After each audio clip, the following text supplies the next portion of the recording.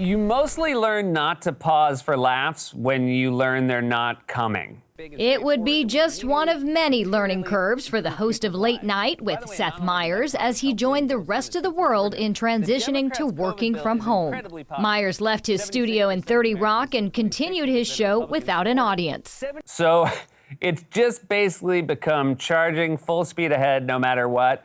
And it's a little liberating knowing that none of the jokes won't work. Being able to host a late night talk show from his attic might be impressive to most, but not his two sons. They were slightly impressed when I went to 30 Rock every day and went to a studio. But once I started just walking upstairs to the attic, I think they thought, wait, is what you do really that impressive? Meyers has hosted the show since 2014, but over the last 4 years, he's relied heavily on one source for his material.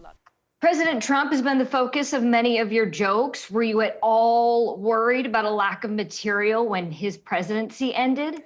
I would say I had more worries about if his presidency continued. So ultimately, the trade-off was one I was happy to make.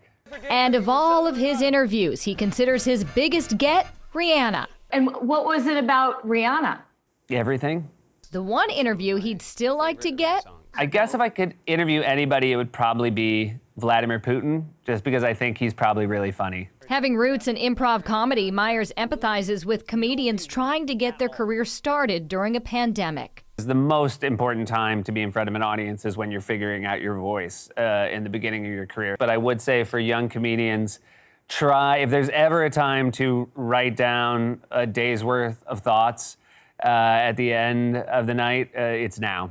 And hopefully soon you'll be able to get back out there. And I do believe in hoping and trying to be optimistic. I believe there's going to be such a appetite for live comedy when this starts up again, and hopefully there'll be more stages than ever before.